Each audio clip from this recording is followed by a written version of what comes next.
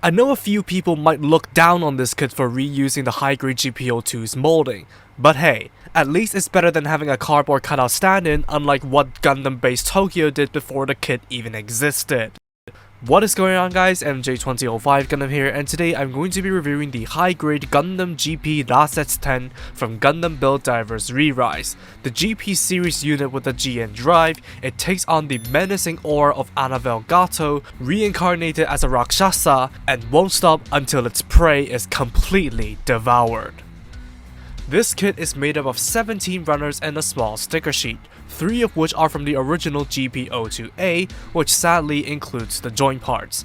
Naturally, this is enough of an indication that the core build is very similar to that of the original kit, despite the majority of new armor parts, so the age shows through very strongly over the course of the build. At least for the old parts, as the wholly new pieces do feel up to modern standards, with a clever gate placement to minimize the nubs on all the pieces. It's by all means very simple to build due to the early 2000s kits doing the bare minimum, but no way does it rob the kit of being enjoyable to build, especially with the new parts that make up the backpack and some structural improvements.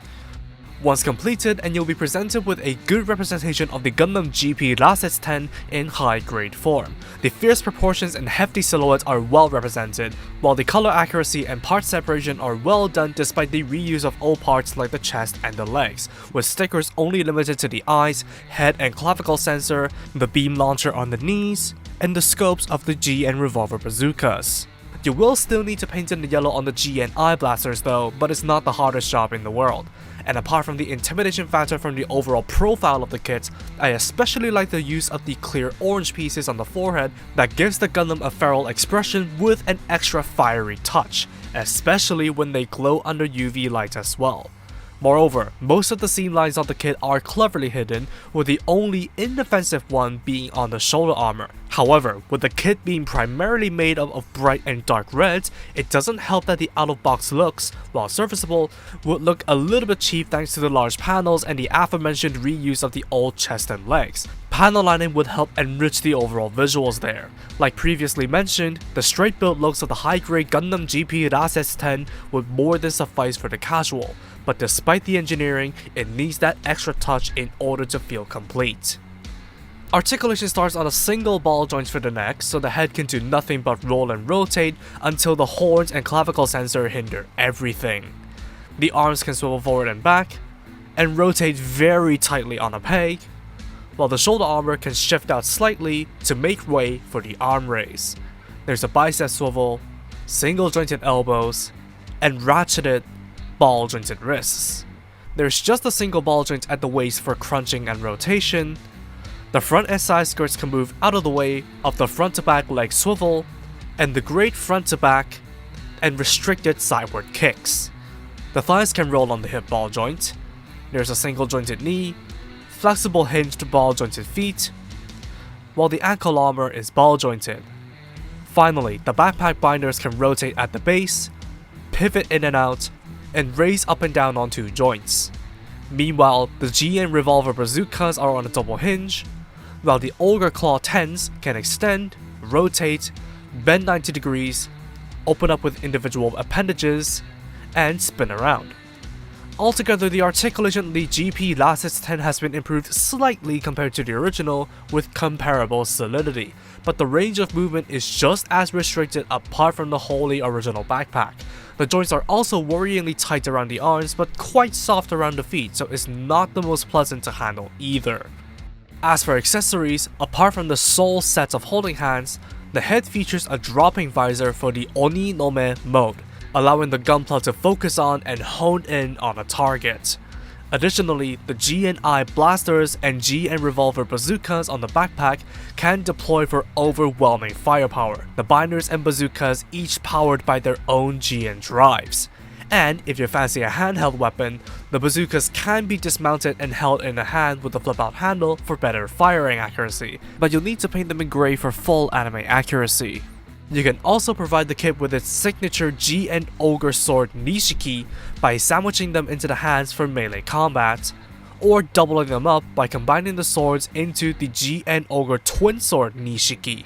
While they can be solidly held up by the kit, the restricted articulation puts a major damper on dynamic posing.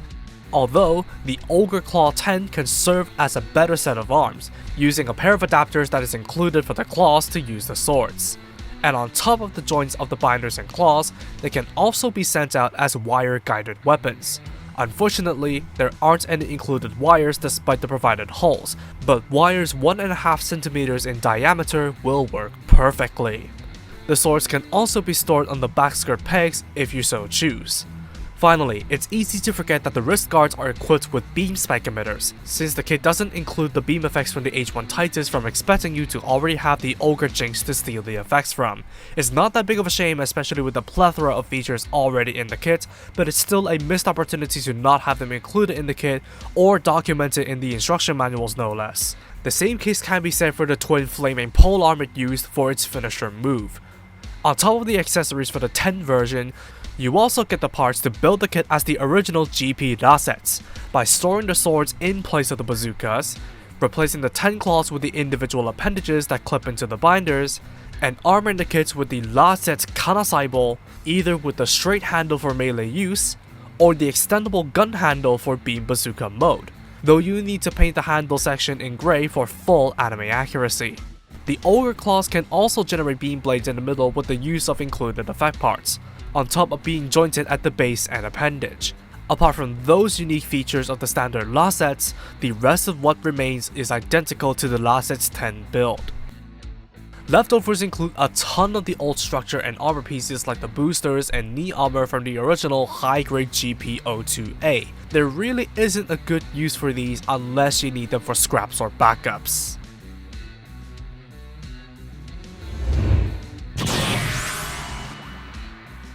The high-grade Gundam GP-Rase-Two-Ten is a mixed bag.